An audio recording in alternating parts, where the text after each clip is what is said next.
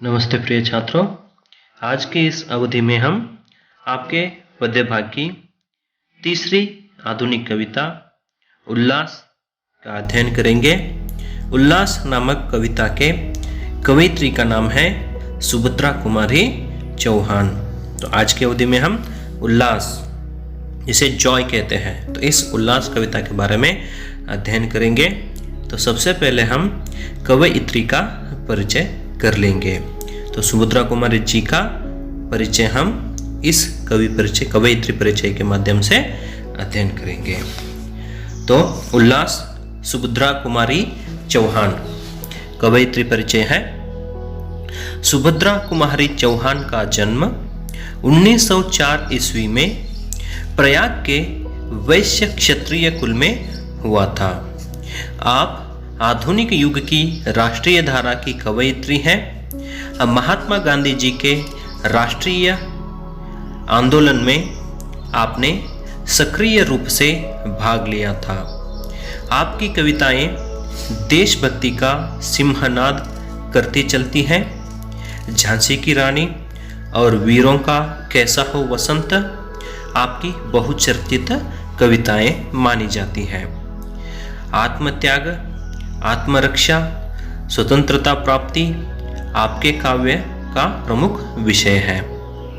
तो 1948 ईस्वी में मोटर दुर्घटना में आपकी मृत्यु हो गई। तो उल्लास नामक कविता के कवयित्री का नाम है सुभद्रा कुमारी चौहान जी। तो सुभद्रा कुमारी चौहान जी का जन्म 1904 ईस्वी में प्रयाग के एक वैश्य क्षत्रिय कुल में इनका जन्म हुआ है और इनको आधुनिक युग की राष्ट्रीय धारा की कवयित्री के नाम से भी जाना जाता है। तो इनकी प्रमुख रचनाएं हैं, जिसमें काव्य, मुकुल, त्रिधारा और कहानी संग्रह है, बिखरे मोती, सीधे साधे चित्र और उन्मादिनी। तो चलिए प्रिय छात्रों, उल्लास कविता का हम अभी पठन करेंगे। और याद रखिए, उल्लास नामक कविता के कवयित्री का नाम है सुभद्रा कुमारी चौहान। तो चलिए प्रिय छात्रों, अभी मैं कविता वाचन करूंगा, कृपया ध्यान दीजिए। तो उल्लास, यह कविता सुभद्रा कुमारी चौहान द्वारा लिखित बहुत ही सुंदर कविता है।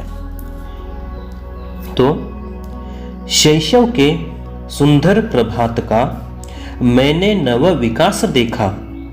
यौवन की मादक लाली में यौवन का उल्लास देखा। जगह झंझा झकोर में मैंने आशा लतिका का विकास देखा। आकांक्षा उत्साह प्रेम का क्रम क्रम से प्रकाश देखा। जीवन में न निराशा मुझको कभी रुलाने को आई। जग झूठा है यह विरक्ति भी नहीं सिखाने को आई। अरी दल की पहचान कराने नहीं घृणा आने पाई। नहीं अशांति हृदय तक अपनी भीषणता लाने पाई। मैंने सदा किया है सबसे मधुर प्रेम का ही व्यवहार। विनिमय में पाया सदैव वही कोमल अंतस्थल का प्यार।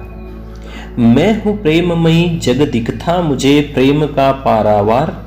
भरा प्रेम से मेरा जीवन लुटा रहा है निर्मल प्यार। मैं न कभी रोई जीवन में रोता दिखा न यह संसार। मृदुल प्रेम के ही गिरते हैं आंखों से आंसू दो चार। तो इस कविता में आए हुए कुछ कठिन शब्दार्थ हैं, उसका अर्थ देखेंगे। शैशव, इसका अर्थ है बचपन। प्रभात, इसका अर्थ है प्रातः काल अथवा सवेरा। मादक, इसका अर्थ है नशीला। हुलास, इसका अर्थ है उल्लास। आकांक्षा, इसका अर्थ है चाह अथवा इच्छा। विरक्ति, इसका अर्थ है वैराग। घृणा, इसका अर्थ है नफरत। भीषणता, इसका अर्थ है भयानक। पारावार, इस शब्द का अर्थ है समुद्र। मृदुल, इस शब्द का अर्थ है कोमल। तो चलिए अभी हम एक एक पंक्तियों का अर्थ देखते हुए आगे बढ़ेंगे और पंक्तियों को पढ़ूंगा और पंक्तियों में आए हुए कुछ कठिन शब्दों को बताऊंगा। उसके साथ उस पंक्ति का हम अर्थ देखते हुए जाएंगे। तो चलिए प्रिय छात्रों, अभी इस कविता का सारांश देखते जाएंगे, एक एक पंक्तियों का अर्थ। तो पहली पंक्ति, शैशव के सुंदर प्रभात का मैंने नव विकास देखा, यौवन की मादक लाली में यौवन का उल्लास देखा। यहाँ पर शब्दों के अर्थ है, शैशव का अर्थ है बचपन, यौवन यानी युवावस्था, मादक इसका अर्थ है नशीला, उल्लास इसका अर्थ है उल्लास। तो चलिए पहली पंक्ति का हम सारांश देखेंगे। तो प्रस्तुत कविता में कवयित्री का जीवन के प्रति सकारात्मक दृष्टिकोण दृग्गोचर होता है। कवयित्री ने अपने बचपन में प्रकाशमय उषा को देखा है, अर्थात शैशव में ही जीवन के प्रति सकारात्मक भाव उनमें कूट कूट कर भरा पड़ा था।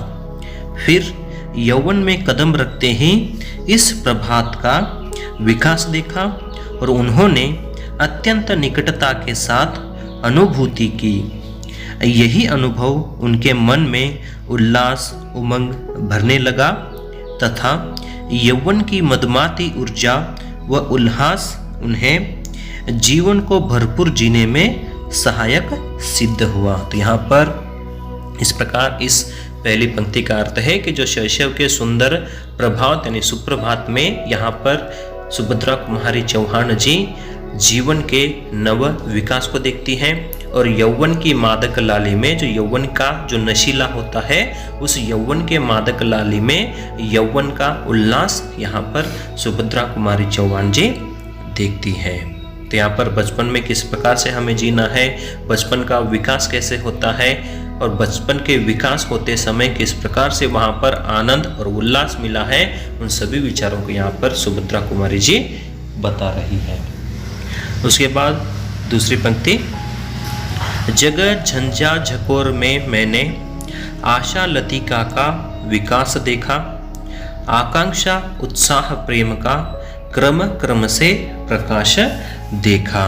तो इस पंक्ति में आए हुए शब्द हैं, जग झंझा यानी तेज आंधी, झकोर यानी झटका देना, आशा लतिका यानी आशा रूपी बेलाएं हैं, आकांक्षा यानी इच्छा, उत्साह यानी उमंग, प्रेम यानी प्यार। तो चलिए इस पंक्ति का अर्थ देखेंगे। तो यहाँ पर सुभद्रा कुमारी चौहान जी दूसरी पंक्ति में यह कहती हैं कि जगत के अनेक अनेक विकट विघ्नों के बीच आशा रूपी लतिका को लहराते हुए देखा है। वह बेली यानी जो बेला है क्रमशः बढ़ते बढ़ते सदृढ़ होते हुए देखा है, अर्थात कष्ट के समय में भी मन में आशा, प्रेम, उत्साह आदि भावनाएं अंकुरित यानी खिलते हुए जाती हैं और जीवन के प्रति बड़े आशावादी दृष्टिकोण दृष्टिपात होता है। ये सारे सकारात्मक भाव क्रमशः बचपन में ही उन्होंने देखा है। तो यहाँ पर जो बचपन में जितने भी एक आंधी तूफान के जैसे कष्ट आए हुए हैं, उन सभी कष्टों को यहाँ पर ठुकराते हुए और आशा रूपी जो लतिका यानी बेलाएं हैं, यहाँ पर उत्साह, आकांक्षा और प्रेम के रूप में यहाँ पर क्रम के अनुसार प्रकाश को सुभद्रा कुमारी चौहान जी ने बचपन में देखा है। चलिए आगे तीसरी पंक्ति, जीवन में न निराशा मुझको कभी रुलाने को आई, जग झूठा है यह विरक्ति भी नहीं सिखाने को आई। तो यहाँ पर शब्दों के अर्थ है विरक्ति यानी वैराग, जिसे अप्रसन्नता भी कहते हैं। तो यहाँ पर इस तीसरे पद में सुभद्रा कुमारी चौहान जी कहती हैं कि उसके मन में रहने वाले जो जिजीविषा भाव इतना सशक्त था कि कभी भी जीवन में आने वाली निराशा उन्हें रुला नहीं पाई। जग यह झूठा है ऐसी विरक्ति भी मन में नहीं जगी है। तो यहाँ पर सुभद्रा कुमारी चौहान जी कहती हैं कि जो यह जीवन है, उस जीवन को यहाँ पर जीने के लिए बहुत ही शक्ति होनी चाहिए, लेकिन यहाँ पर जो निराशा है, जो कुछ लोग यहाँ पर निराश होकर बैठ जाते हैं, तो यह निराशा यहाँ पर सुभद्रा कुमारी चौहान जी के जीवन में कभी भी रुलाने को नहीं आती है। क्योंकि आज के संसार में हम देखते हैं कि जो व्यक्ति निराश होकर बैठ जाता है, उस निराश होने के कारण ही वह व्यक्ति अपने जीवन में रोते हुए रहना चाहिए।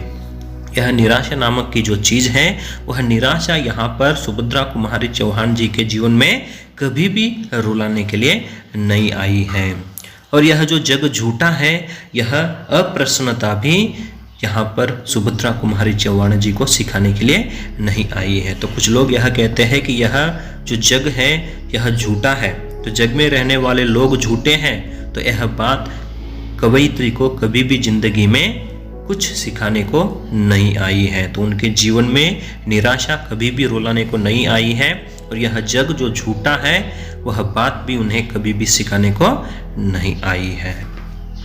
उसके बाद यहाँ पर चौथी पंक्ति है, अरि दल की पहचान कराने नहीं घृणा आने पाई, नहीं अशांति हृदय तक अपनी भीषणता लाने पाई। तो इसमें शब्दों के अर्थ है, अरि इस शब्द का अर्थ है शत्रु, घृणा इस शब्द का अर्थ है नफरत, भीषणता इसका अर्थ है भयानक। तो यहाँ पर चौथी पंक्ति में सुभद्रा कुमारी चौहान जी कहती है कि जीवन में आगे बढ़ते बढ़ते उसे अच्छे बुरे का अनुभव होने लगे, मित्र शत्रु की पहचान होने लगी, दुष्टजन यानी शत्रुओं के प्रति कभी मन में घृणा नहीं आई है। तो यहाँ पर जैसे जैसे उनकी उम्र बढ़ती गई, वैसे वैसे प्रेम की भावना वहाँ पर बढ़ती बढ़ती चली जाती है, लेकिन यहाँ पर जो शत्रुओं के प्रति घृणा यानी जो नफरत है, कभी भी यहाँ पर उत्पन्न नहीं हुई है। प्रेम व सहानुभूति की भावनाओं ने उन्हें जीवन में अत्यंत शांतपूर्वक व्यवहार करने में मददगार बनी रही है। तो यहाँ पर जो प्रेम की जो सहानुभूति की जो भावनाएं हैं, ये भावना है ही यहाँ पर इस जीवन को शांतिपूर्वक जीने का ढंग सिखाई है। और कटुता, कुटिलता, कृत्रिमता ने उन्हें कभी जीवन का भीषण बनने नहीं दी, क्योंकि इन सारी कुभावनाओं पर उसने विजय प्राप्त कर चुकी थी। तो यहाँ पर जो शत्रुओं का दल है, उन शत्रुओं के दल की पहचान करवाने के लिए यहाँ पर जो नफरत है वह नहीं आई है, और यहाँ पर जो अशांति हृदय है, वहाँ तक भयानक अशांति को दिखाने के लिए यहाँ पर घृणा भी नहीं आई है, और यहाँ पर जो भयानकता है वह भयानकता भी यहाँ पर शत्रु दल के प्रति जागरूक नहीं हुई है। तो चलिए प्रिय छात्रों, अभी 5वीं पंक्ति है, मैंने सदा किया है सबसे मधुर प्रेम का ही व्यवहार, विनिमय में पाया सदैव ही कोमल अंतस्तल का प्यार। तो विनिमय यानी लेन देन, अंतस्तल यानी अंतराल। यहाँ पर इस पंक्ति में सुभद्रा कुमारी चौहान जी कहती हैं कि उन्होंने दूसरों से बेहद प्यार की है, शत्रु हो या मित्र सबके साथ एक समान व्यवहार किया है। जिस प्रकार से आप भला तो जग भला वाली उक्ति को सार्थक करते हुए जब वे सबसे प्रेमपूर्ण व्यवहार करने लगी, बदले में उन्हें प्रेम ही मिला है। इससे इनका मन चित्त शांत एवं तटस्थ रहता था। ईर्ष्या, लोभ, घृणा आदि भावनाएं लुप्त हो गई थी।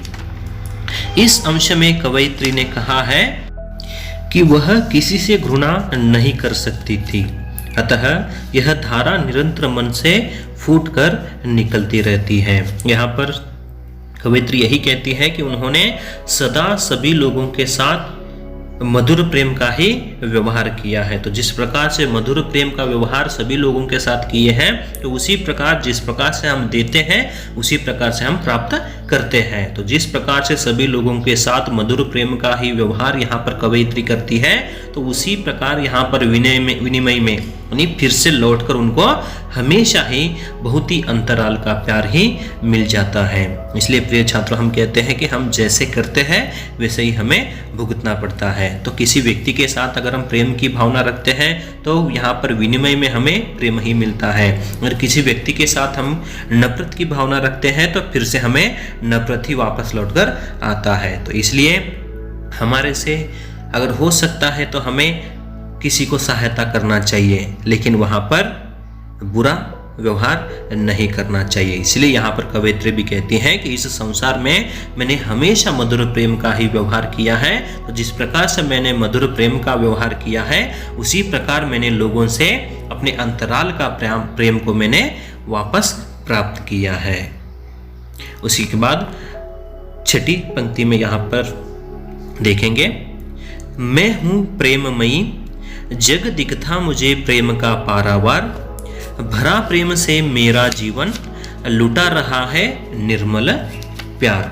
तो यहाँ पर शब्दों के अर्थ है प्रेममयी यानी प्रेम से भरी हुई, पारावार इसका अर्थ है समुद्र यानी जिसे समुद्र कहते हैं, तो निर्मल यानी बिना मलिन का।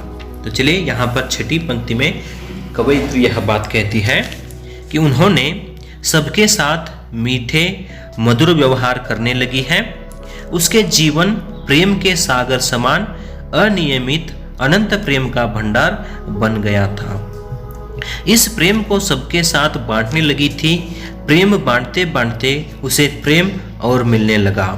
प्रेम बांटने से ही बढ़ने लग जाता है। तो इसी प्रकार यहाँ पर सुभद्रा कुमारी चौहान जी कहती हैं कि मैं प्रेममयी हूँ, तो मैं सभी लोगों के साथ प्रेम से ही बर्ताव करती हूँ और यह जो जग है, यह जो संसार है, मुझे प्रेम के समुद्र के जैसे ही दिखने लग जाता है। इसलिए कहते हैं हमारे देखने की नज़र कैसी होती है उसी प्रकार आगे रहने वाले लोग दिखाई देते हैं। तो हमारी नज़र अगर बुरी हो जाती है तो आगे रहने वाले लोग भी हमें बुरे लग जाते हैं। अगर हमारी देखने की नज़र अच्छी है तभी आगे रहने वाले लोग अच्छे दिखते हैं। इसी प्रकार कहती है कि मैं भी प्रेममयी हूँ, मैं सभी लोगों के साथ प्रेम करती हूँ। इसी कारण मुझे यह जो जग है, यह संसार प्रेम का पारावार यानी प्रेम का सरोवर ही मुझे दिखाई देता है। और भरा प्रेम से मेरा जीवन लुटा रहा है निर्मल प्यार। तो यहाँ पर मेरा मन जो है प्रेम से भरा हुआ है, उसी कारण मेरा जीवन यहाँ पर जो निर्मल प्रेम को ही लोगों के प्रति लुटा रहा है। कि जिस मन में यहाँ पर प्रेम की भावना रहती है उस मन से यहाँ पर प्रेम की भावना ही जागृत होती है। जिस मन के अंदर घृणा होती है उस मन के अंदर से घृणा ही बाहर निकलती है। इसी प्रकार यहाँ पर कहती है कवयित्री कि अगर आपके पास प्रेम है तो उस प्रेम को ही सभी के साथ बांट लेना चाहिए। इसी प्रकार जो कवयित्री के मन में जो प्रेम है वह प्रेम को ही यहाँ पर निर्मल भाव से कवयित्री लोगों के सामने लुटा रही है। तो चलिए अंतिम पंक्ति का अध्ययन करेंगे। मैं न कभी रोई जीवन में, रोता दिखा न यह संसार, मृदुल प्रेम के ही गिरते हैं आंखों से आंसू दो चार। तो यहाँ पर शब्दों के अर्थ है मृदुल यानी कोमल। तो चलिए इसका अर्थ है, तो यहाँ पर अंतिम पंक्ति में सुभद्रा कुमारी चौहान जी कहती हैं कि विकट परिस्थितियों में भी वह कभी रोई नहीं है। यह इसलिए संभव हुआ क्योंकि वह सब पर विश्वास करती थी, अतएव सदा उसकी आंखों से प्रेम अश्रु के कण टपकते रहते हैं। कभी भी निराशा, हताशा, दुखी होकर रोई नहीं है। ऐसे उज्जवल चरित्र वाली कवयित्री कभी भी दुखी नहीं हुई है। तो इसी प्रकार यहाँ पर अंतिम पंक्ति में कवयित्री यह बात कहती है कि मैं कभी जीवन में रोई नहीं हूँ। इसी कारण यहाँ पर यह जो संसार है वह संसार भी मुझे रोता हुआ नहीं दिखाई दिया है, क्योंकि जो मृदुल प्रेम के ही गिरते हैं आंखों से आंसू दो चार। क्योंकि यहाँ पर जो मेरे जीवन में जो भी घटनाएं घटी हुई है उस घटनाओं को एक बार में जब याद कर लेती हूँ तो मेरे इस कोमल हृदय से एक चार आंसू गिरने लग जाते हैं। क्योंकि जीवन में यहाँ पर निराशा आई है, उस निराशा ने भी मुझे रुलाई नहीं है। इसी प्रकार यहाँ पर इस जीवन में मैं कभी रोई ही नहीं हूँ। इसी कारण मुझे रोता हुआ यह संसार भी नहीं दिखाई दिया है।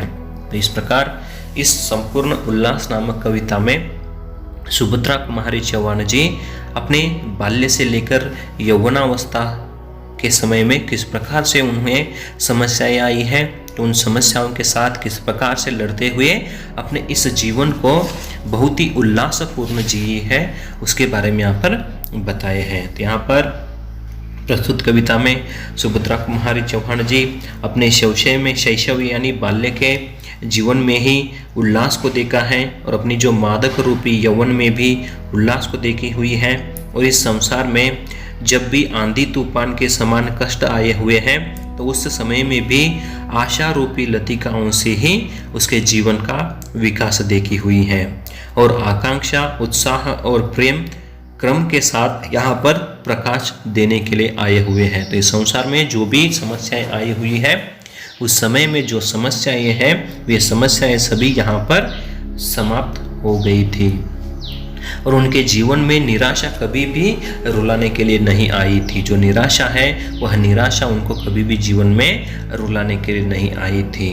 और सभी लोग यह कहते हैं कि यह जो जग झूठा है, तो यह जग झूठा होने की बात यहाँ पर कभी भी सिखाने को नहीं आई है कि जिस प्रकार से हम संसार को देखते हैं उसी प्रकार से संसार हमें दिखाई देता है कि अच्छे नज़र से अगर देखते हैं तो अच्छा ही दिखता है और बुरी नज़र से देखते हैं तो वह संसार बुरा ही दिखाई देता है। उसके बाद यहाँ पर आगे कहती है कि यह जो संसार में जो शत्रु है, उन शत्रुओं के प्रति नफरत की भावनाएं भी यहाँ पर नहीं जगी हुई है, क्योंकि सभी लोग कहते हैं कि संसार में शत्रु लोग रहते हैं, तो शत्रु लोग यहाँ पर बहुत ही भयानक होते हैं, तो उनके प्रति मेरी नफरत की भावना कभी भी जागृत नहीं हुई है।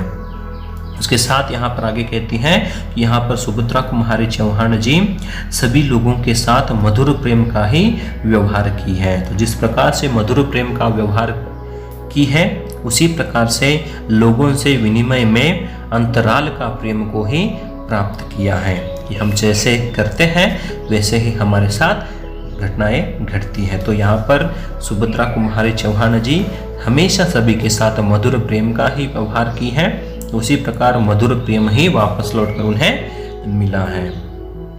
और यहाँ पर फिर कहती है कि उनका जो मन है, उनका हृदय है, हमेशा प्रेम से भरा हुआ है। जिस प्रकार उनका हृदय प्रेममयी है, उसी प्रकार यहाँ पर जो परिवार है, जो संसार है, वह पूरा संसार यहाँ पर प्रेम के समुद्र के जैसा ही दिखने लग जाता है, क्योंकि उनका खुद हृदय ही प्रेममयी था। उसी कारण जो संसार है वह संसार भी यहाँ पर प्रेम का पारावर यानी प्रेम का संसार दिखने लग जाता है कि उस प्रेम के संसार को देखने के बाद मेरे हृदय में जो भी प्रेम है, उन सभी प्रेम को मैंने इस संसार के प्रति निर्मल भाव से लुटा दिया है। उसके बाद अंत में कहती हैं कि मैंने जीवन में कभी नहीं रोया है, तो जीवन में मैं कभी नहीं रोई हूँ, उसी प्रकार यहाँ पर रोता हुआ यह संसार भी मुझे नहीं दिखा है। क्योंकि जब भी मेरे जीवन में जो भी घटनाएं घटी हैं, उन घटनाओं को जब भी मैं याद कर लेती हूँ, तभी मेरे इस कोमल हृदय से 2-4 आंसू गिरने लग जाते हैं। इसी प्रकार हमें चाहे कितने भी कष्ट हो, जो भी समस्याएं आती हो, उस समय में हमें आनंद से रहना चाहिए। लेकिन हम कैसे होते हैं कि सुख मिल जाता है तो बहुत ही उछलने लग जाते हैं, और यहाँ पर दुख मिल जाता है तो यहाँ पर हम बहुत ही दुखी होकर बैठ जाते हैं। इसी प्रकार कन्नड़ में एक बात आती है, कष्ट बंदाग हिग्ग बेड़ा, कष्ट बंदाग कुग्ग ಬೇಡ, ಸುಖ ಬಂದಾಗ ಹಿಗ್ಗ ಬೇಡ। ಕಷ್ಟ ಮತ್ತು ಸುಖವನ್ನು ಒಂದೇ ಸಮಾನವಾಗಿ ಸ್ವೀಕಾರ ಮಾಡಿಕೊಂಡರೆ जीवनದಲ್ಲಿ ಯಾವುದೇ ರೀತಿಯ कष्ट ಬರುವುದಿಲ್ಲ। इसी कारण तो प्रिय छात्रों, आपके जीवन में सुख भी आते हैं, दुख भी आते हैं, तो सुख को भी उतना ही प्राप्त कर लेना चाहिए, स्वीकार कर लेना चाहिए, और दुख को भी उतने प्रमाण में ही स्वीकार कर लेना चाहिए। अभी सुख मिला है करके हमें बहुत ही खुशी महसूस भी नहीं करना चाहिए, और दुख मिला है करके भी बहुत ही दुखी नहीं होना चाहिए, क्योंकि यह जो सुख और दुख है एक दिन रात के समान है, एक घड़ी के समान है कि जिस प्रकार से घड़ी में परिवर्तन होता जाता है, समय बीतता जाता है, उसी प्रकार हमारे इस जीवन में भी सुख और दुख बदलता जाता है। जिस प्रकार सुबह सूरज निकलता है और शाम को डूब जाता है, फिर अंधेरा हो जाता है और फिर सुबह हो जाती है, उसी प्रकार हमारे जीवन में सुख और दुख यहाँ पर निरंतर आते हुए रहते हैं।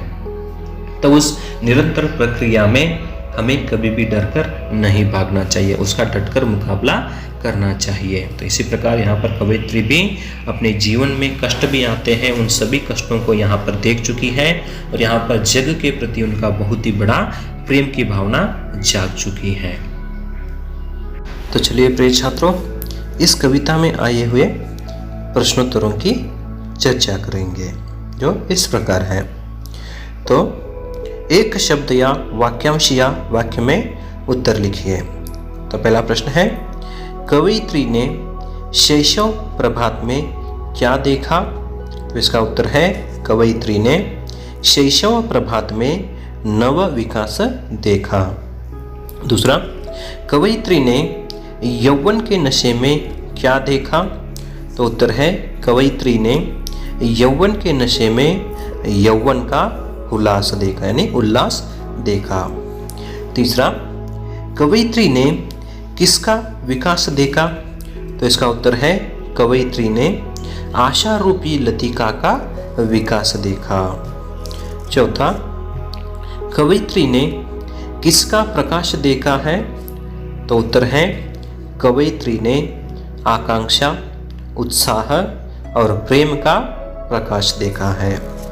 पांचवा प्रश्न, कवयित्री को किसने कभी नहीं रुलाया? तो उत्तर है, कवयित्री को निराशा ने कभी नहीं रुलाया। छठा प्रश्न, कवयित्री ने हमेशा किस प्रकार का व्यवहार किया है? तो उत्तर है, कवयित्री ने हमेशा मधुर प्रेम का ही व्यवहार किया है। और सातवां प्रश्न, कवयित्री को प्रेम का क्या दिखाई देता है? तो उत्तर है, कवयित्री को प्रेम का पारावर यानी समुंदर दिखाई देता है। तो सुभद्रा कुमारी चौहान जी इस उल्लास नामक प्रस्तुत कविता में सदा जीवन के प्रति सकारात्मक भाव रखना आवश्यक मानती है और अपनी जिजीविषा यानी जीवन को बीतने की इच्छा के साथ जीवन में आने वाले कठिन समय में उत्साह, अद्भुत विश्वास व अमर प्रेम जैसे मूल्यों का सहारा लेते हुए आगे बढ़ना चाहती है और सबके साथ समान रूप से व्यवहार करती है, मधुर से बातें करती है और प्रेम पूर्ण बर्ताव से मन मोह लेना चाहती है और प्रेम को बांटने से ही प्रेम बढ़ता है, इस बात को जान ली है।